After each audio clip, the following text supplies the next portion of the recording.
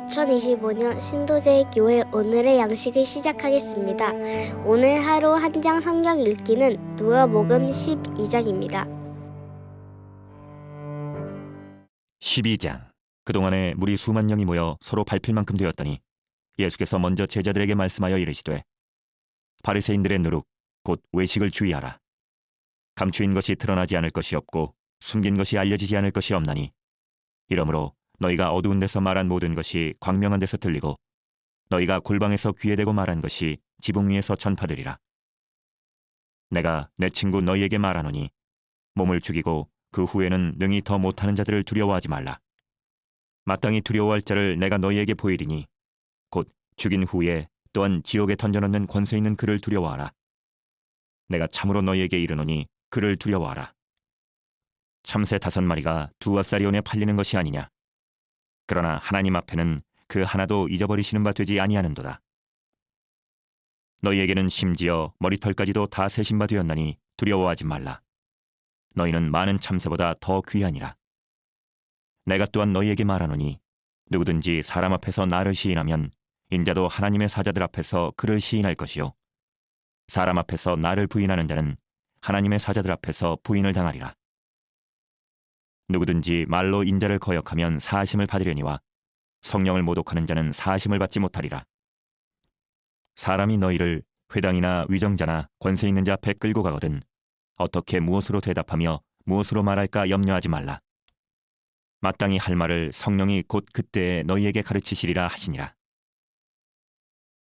무리 중에 한 사람이 이르되 선생님 내 형을 명하여 유산을 나와 나누게 하소서 하니 이르시되 이 사람아 누가 나를 너희의 재판장이나 물건 나누는 자로 세웠느냐 하시고 그들에게 이르시되 삼가 모든 탐심을 물리치라. 사람의 생명이 그 소유에 넉넉한 데 있지 아니하니라 하시고 또 비유로 그들에게 말하여 이르시되 한 부자가 그 밭에 소출이 풍성함에 심중에 생각하여 이르되 내가 곡식 쌓아둘 곳이 없으니 어찌할까 하고 또 이르되 내가 이렇게 하리라. 내 곡간을 헐고 더 크게 짓고 내 모든 곡식과 물건을 거기 쌓아두리라.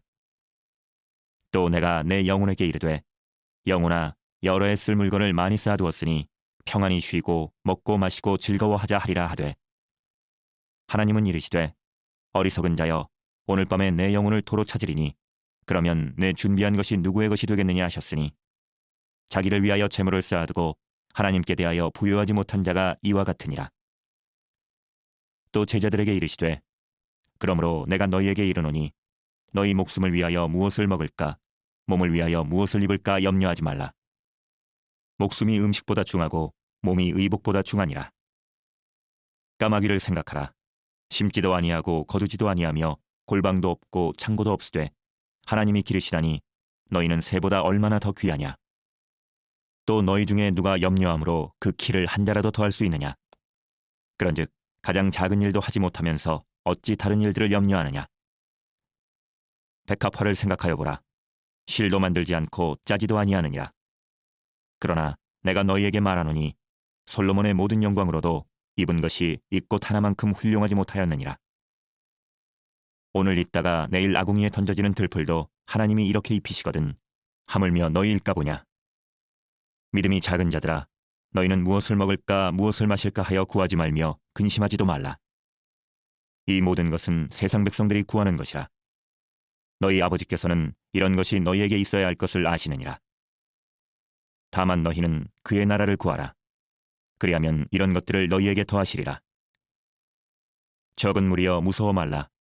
너희 아버지께서 그 나라를 너희에게 주시기를 기뻐하시느니라. 너희 소유를 팔아 구제하여 낡아지지 아니하는 배낭을 만들라. 곧 하늘에 둔 바 다함이 없는 보물이니 거기는 도둑도 가까이 하는 일이 없고 좀도 먹는 일이 없느니라. 너희 보물 있는 곳에는 너희 마음도 있으리라. 허리에 띠를 띠고 등불을 켜고 서 있으라. 너희는 마치 그 주인이 혼인집에서 돌아와 문을 두드리면 곧 열어주려고 기다리는 사람과 같이 되라. 주인이 와서 깨어있는 것을 보면 그 종들은 복이 있으리로다. 내가 진실로 너희에게 이르노니 주인이 띠를 띠고 그 종들을 자리에 앉히고 나와 수종들리라. 주인이 혹 2경에나 혹 3경에 이르러서도 종들이 그같이 하고 있는 것을 보면 그 종들은 복이 있으리로다. 너희도 아는 바니 집주인이 만일 도둑이 어느 때에 이를 줄 알았더라면 그 집을 뚫지 못하게 하였으리라. 그러므로 너희도 준비하고 있으라. 생각하지 않은 때에 인자가 오리라 하시니라.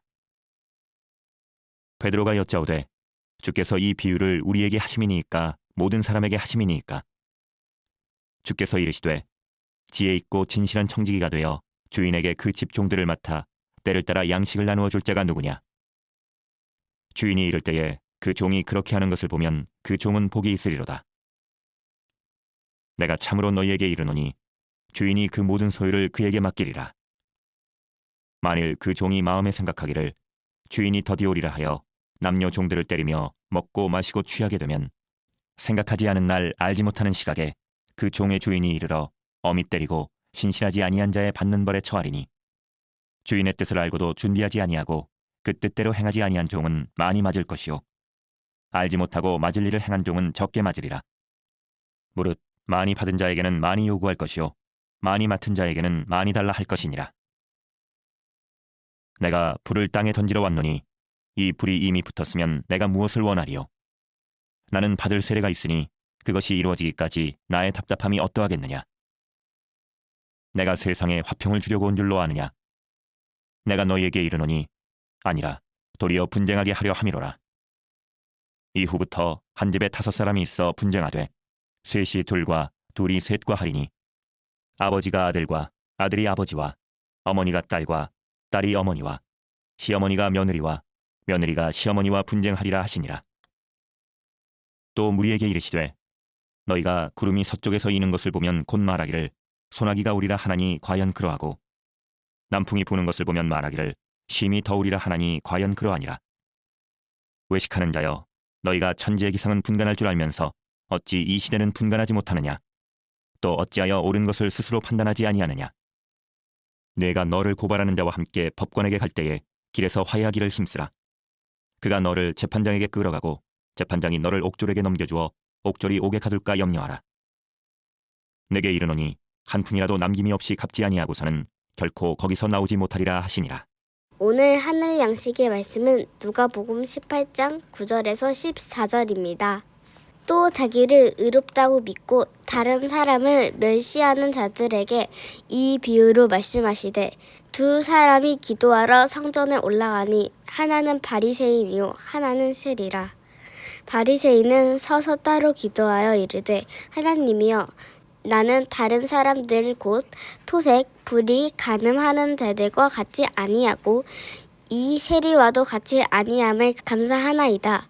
나는 일회에 2번씩 금식하고 또 소득의 11조를 드리나이다 하고 세리는 멀리 서서 감히 눈이 들어 하늘을 쳐다보지도 못하고 다만 가슴을 치며 이르되 하나님이여 불쌍히 여기소서 나는 죄인이로소이다 하였느니라.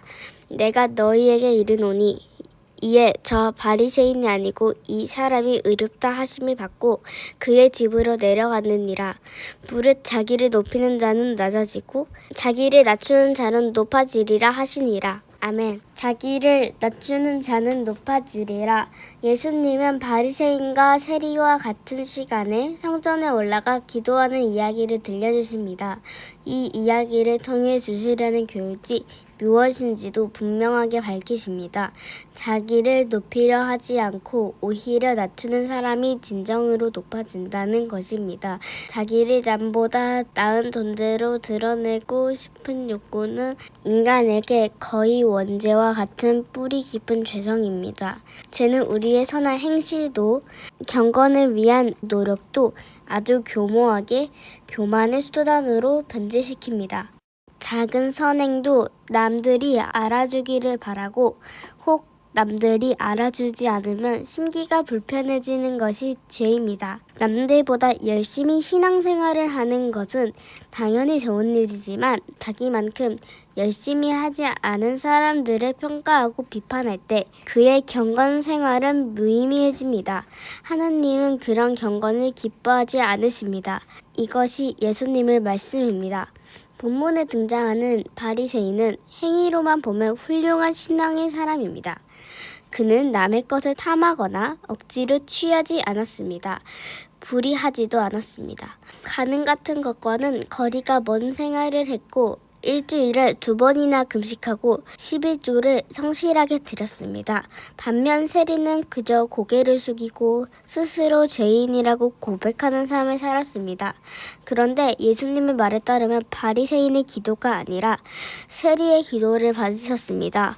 예상치 못한 결과입니다. 두 기도의 차이는 무엇일까요? 바리새인은 자기의 경건의 의미를 다른 사람과의 비교해서 드러내려 했고, 세리는 오직 자기 자신에 대해서 성찰하는 것으로 하나님 앞에 서 있었습니다. 신학자 라인홀드 리부어는 우리에게 정말로 웃길 일은 자신을 너무나도 대단하게 여긴다는 그것이다 라고 말했습니다. 스스로 대단하게 여긴다는 것, 즉 교만은 그의 인생을 추하고 버겁게 만든다는 사실을 깊이 생각해야 합니다. 경건을 닦는 목적은 누구와 비교해서 내가 더 낫다고 평가받거나 하나님께 더 나음을 칭찬받기 위함이어서는 안 됩니다. 우리는 다만 아름답고 향기로운 꽃이기를 원해야 합니다. 다른 꽃보다 더 아름답고 향기로우려고 해서는 안 됩니다. 그것이 겸손입니다. 기도하겠습니다.